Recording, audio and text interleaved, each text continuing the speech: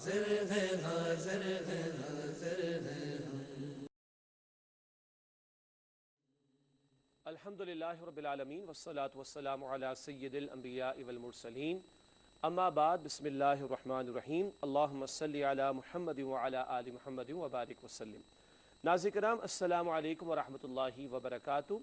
फ़रीज़े हज के हवाले से अल्हम्दुलिल्लाह QTV की खुसूसी ट्रांसमिशंस आप मुलाहिज़ा फरमा रहे हैं और इस हवाले से रहनुमाए हुज्जाज ये हमारी सीरीज़ है जिसमें हम फ़रीज़े हज के हवाले से जो अमूमी हिदायत है इंतज़ामी मामलात के हवाले से और क़दम ब क़दम जो बहुत सारे इंतज़ामी एतबार से मामलात पेश आते हैं उनके ज़ेल में कुछ रहनुमाई का सामान करने की कोशिश कर रहे हैं अपने हुज्जाज कराम के लिए। अल्लाह ताला हम सब के लिए आफ़ियत और आसानी का मामला फ़रमाए। आज इस सीरीज़ का दूसरा प्रोग्राम है और आज इंशाअल्लाह हम कुछ उमूमी हिदायत पर गुफ्तगू करेंगे। हज पर जाने से पहले भी और हज के दौरान भी कुछ उमूमी हिदायत जिनका हम लिहाज रखें तो इंशाअल्लाह बहुत सहूलत रहेगी और इंशाअल्लाह हमारा हज भी अल्लाह के यहाँ मकबूल होगा। इस हवाले से आज हम 21 बातें आपकी खिदमत में पेश करेंगे। परेशान ना होइएगा, आसान बातें हैं और मुख्तसर बातें हैं। आइए सबसे पहली हिदायत जिस पर हम गुफ्तगू करना चाहेंगे आपके सामने रखते हैं। सबसे पहली बात, नीयत को खालिस कर लिया जाए कि आपका मकसूद सिर्फ अल्लाह की रज़ा और आखिरत का अजर है, मेरा अल्लाह मुझसे राज़ी हो जाए। सूरतुल बकरा ही में अल्लाह ताला फरमाते हैं व अतिमुल हज वल उम्रता लिल्लाह, हज और उम्रा पूरा करो, अदा करो अल्लाह के लिए। हर इबादत ही अल्लाह के लिए अंजाम देनी है। अलबत्ता हज के फरीज़े के हवाले से कई मरतबा देखने में आया कि कुछ दिखावे का पहलू नज़र आ जाता है। इबादत तो ये ऐसी है कि इसके मनासिक इनफरादी तौर पर तो हो नहीं सकते, मिलजुल कर ही करना है, मगर दिखावा हो, किसी के दिल में ये ख्याल आए, अल्लाह ताला हुज्जाज कराम की हम सब की इससे हिफाजत फरमाए। तो अपनी नीयत को खालिस कर लें। जब तलबिया पढ़ेंगे तो क्या पढ़ेंगे? लब्बैक अल्लाहुम्मा लब्बैक, ए अल्लाह में हाजिर हूँ, ए अल्लाह में हाजिर हूँ, तेरी पुकार पर मैं हाजिर हूँ, ये मेरा निकलना, ये सारी मेहनत अल्लाह तेरे ही लिए है। अपनी इस नीयत को मैं और आप खालिस कर लें। अल्लाह हम सबको तौफीक अता फरमाए। अगली बात, दूसरी बात है, हज पर रवानगी या आमद के बाद हार ना पहने ताकि दिखावे से बच सकें। कुछ साथी शायद इस बात पर नाराज़ भी हो, नाराज़ ना होइएगा। ये हार मतलब क्या है? आखिर शादी ब्याह पे तो चले वो दूल्हा है वो हार पहन ले, अच्छी बात है, और हाजी का मकाम और रुतबा बहुत बड़ा है, इसमें कोई शक नहीं है। मगर अगर हम इबादत को देखें तो नमाज भी फ़र्ज़ है, वो तो रोज़ाना का फ़र्ज़ है, रोज़ा भी फ़र्ज़ है साल में एक महीना रमज़ान मुबारक के महीने में, ज़कात साहिब निसाब पर साल में एक मरतबा, हज साहिब इस्तिताअत पर ज़िंदगी में एक मरतबा। तो रोज़ाना 5 वक्त की नमाज के बाद को मस्जिद के बाद खड़े होकर हार पहनाए जाते हैं। एक तो ये हमें इज्तिनाब करना चाहिए। दूसरा ख़तरनाक मसला, जाते हुए भी जनाब वो पूरा कबीला छोड़ने के लिए बाज़ लोगों को जाता है और औरतें भी हार पहना रही हैं। अल्लाहु अकबर कबीरा, नामहरम औरत मर्द को हाथ पहना रही, मर्द जो है वो नामहरम औरत को हार पहना रहे हैं और गले भी लग रहे हैं एक दूसरे के। इन्ना लिल्लाहि व इन्ना इलैहि, ये तो हराम है, ये तो हराम है।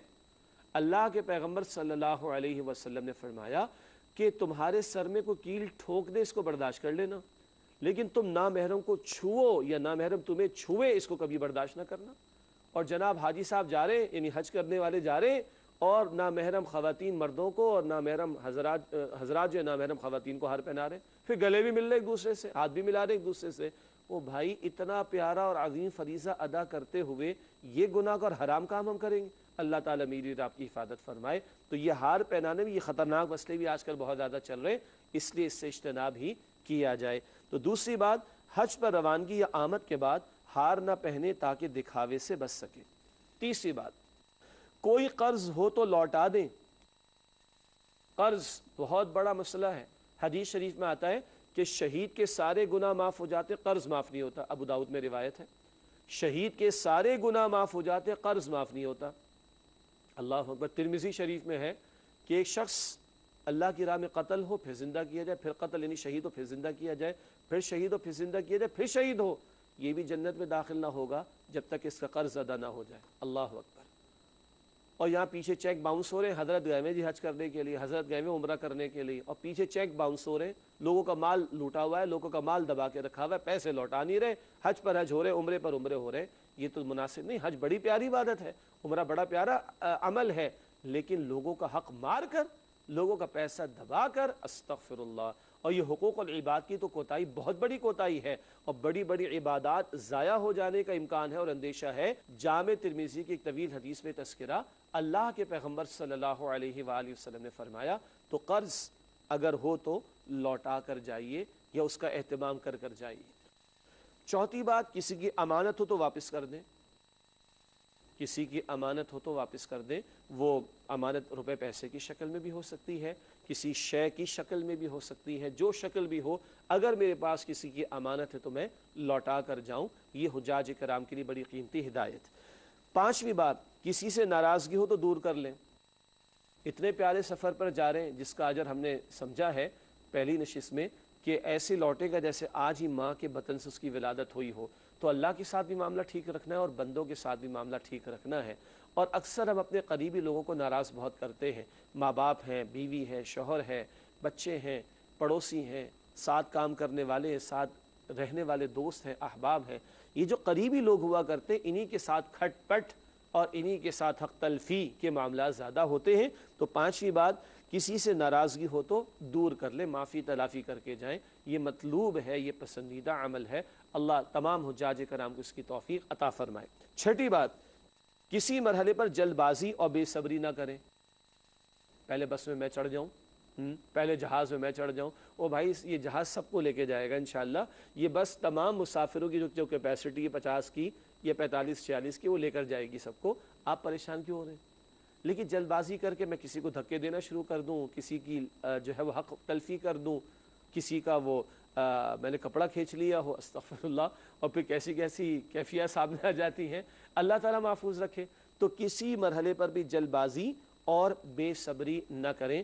اللہ تعالیٰ ہم سب کو اس کی توفیق عطا فرمائے۔ کھانے کا موقع بھی آئے گا، لفٹ میں سوار ہونے کا موقع بھی آئے گا، ایسے ہی ہے نا، بس میں سوار ہونے کا موقع بھی آئے گا، امیگریشن کی لائن میں لگنے کا موقع بھی آئے گا، جاتے ہوئے بھی امیگریشن، آتے ہوئے بھی امیگریشن کا معاملہ، جاتے ہوئے بھی بورڈنگ پاس لینے کے لیے لائن میں لگنا ہے، آتے ہوئے بھی لگنا ہے، اور جب واپس آ رہے ہوں گے سعودی عرب سے اپنے اپنے ملکوں کی طرف، تو بہرحال ساری دنیا سے لاکھوں افراد آئے ہوئے، بڑا رش ہوا کرتا ہے اور بڑی لائنیں لگا کرتی ہیں۔ بعض اوقات کبھی ایک ہی لائن کو 2-2 گھنٹہ لگ جاتا ہے آگے بڑھنے میں۔ سامان اس قدر ہوا کرتا ہے لوگوں کا، سامان اس قدر ہوا کرتا ہے لوگوں کا۔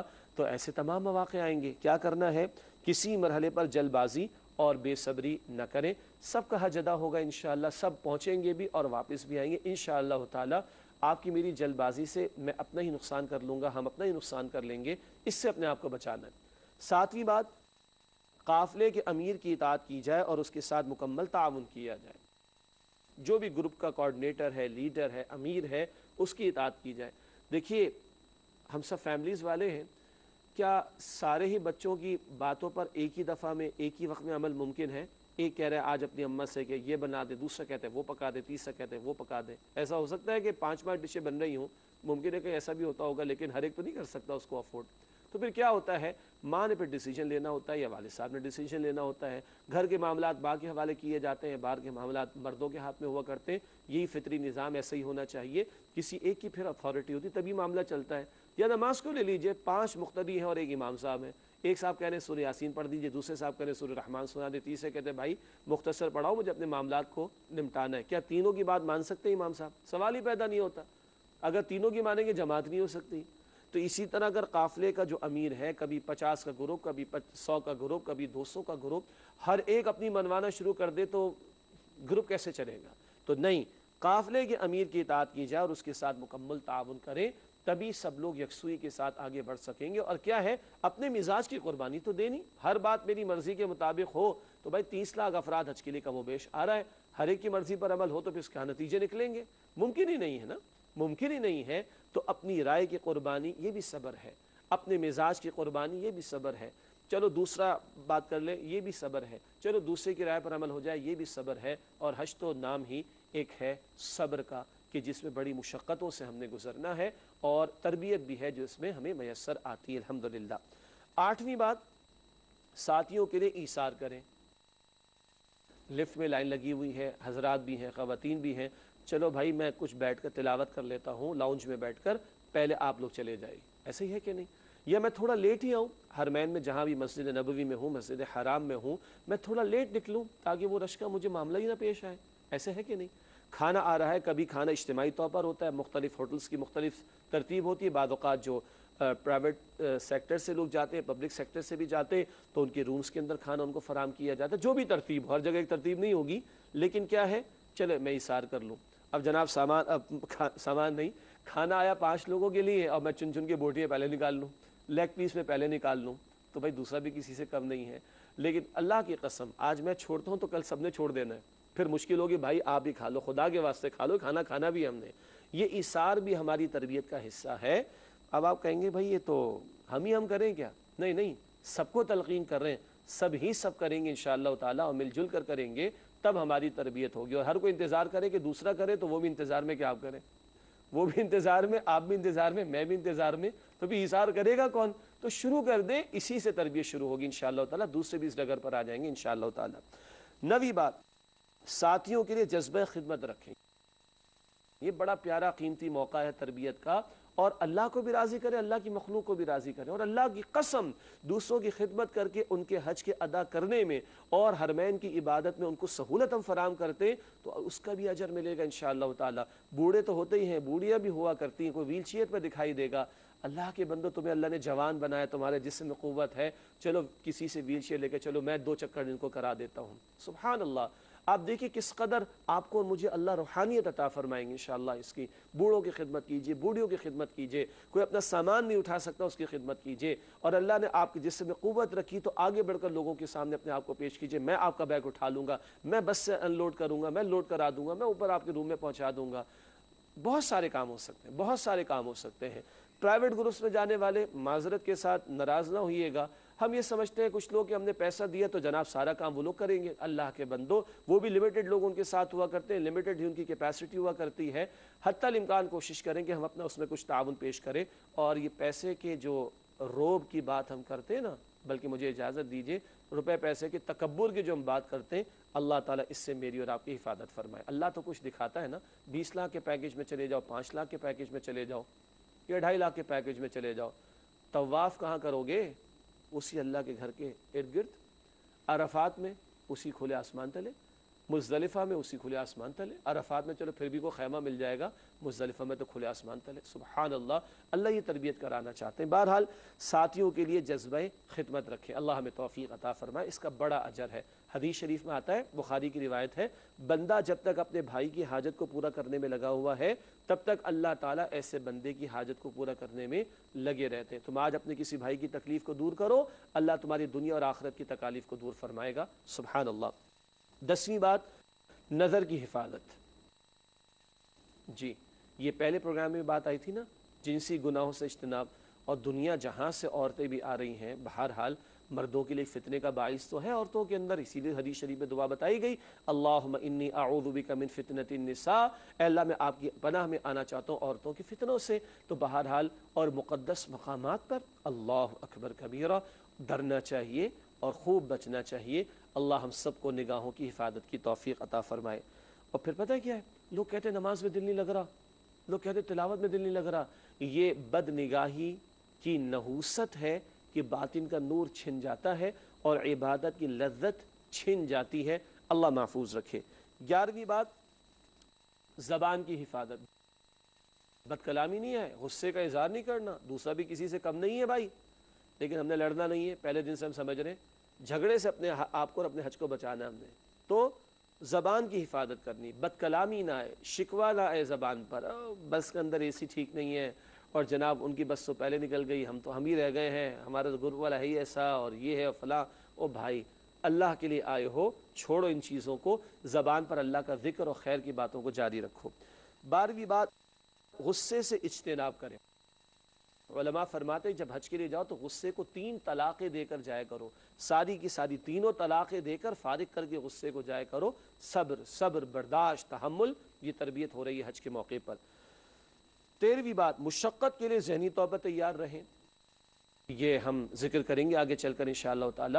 کراچی ایئرپورٹ پر بھی، یہ دنیا کی کسی بھی خطے سے آپ تشریف لا رہے ہیں، پھر جدہ ایئرپورٹ پر، پھر بسوں کے اندر بیٹھنا، پھر حرم تک پہنچنا، بلکہ مکہ مکرمہ پہنچنا، یا بعض لوگ مدینہ طیبہ پہلے جاتے ہیں، ہوٹل تک پہنچنا، بڑے مواقع آئیں گے، تو کیا ہے، مشقت کے لیے اپنے آپ کو ذہناً تیار رکھنا ہے۔ حج تو نام ہی ایک اعتبار سے مشقت کا ہے، اور اس میں تربیت بھی ہوتی ہے۔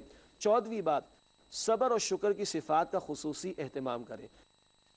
صبر کا ذکر کئی اعتبارات سے پہلے بھی آ چکا، مزاج میں ہمارے تیزی ہے تو بھائی اس کو ذرا نرمی کی طرف لے کر آئیے، آپ کی میری مرضی کے خلاف کچھ ہو گیا تو برداشت کرنا ہے۔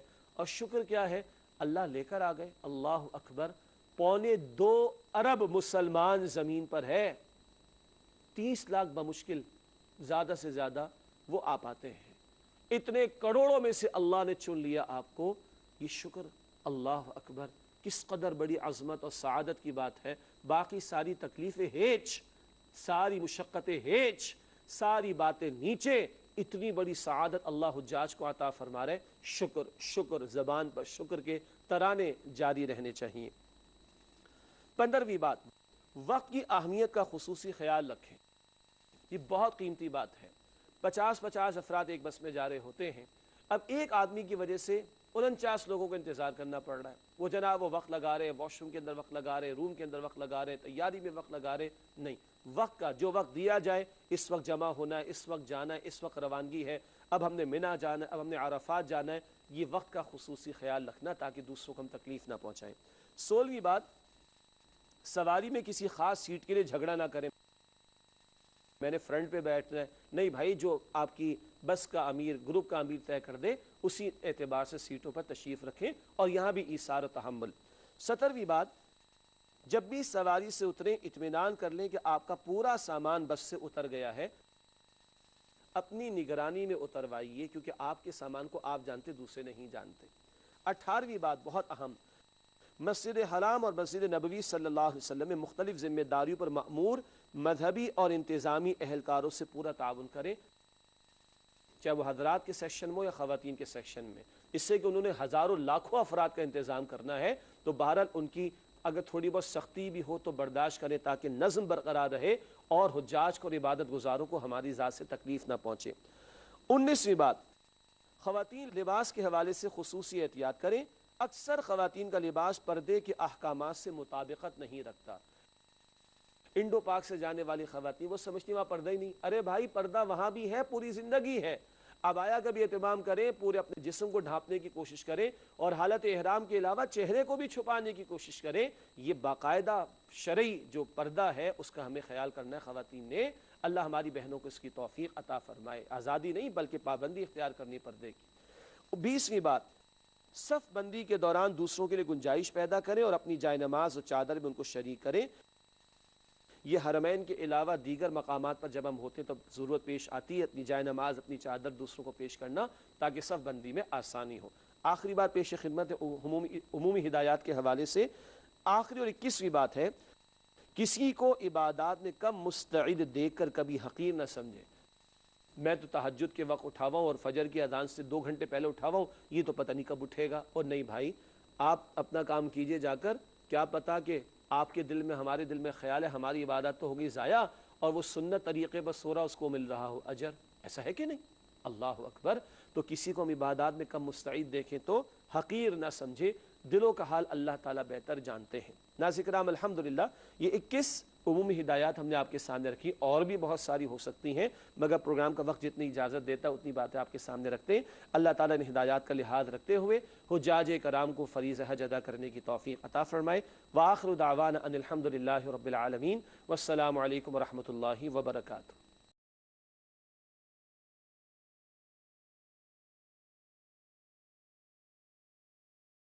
حاضر ہے حاضر ہے حاضر ہے ہم، لبیک اللہم لبیک لبیک لبیک اللہم لبیک لبیک لا شریک لک لبیک ان الحمد والنعمت ان الحمد والنعمت لک والملک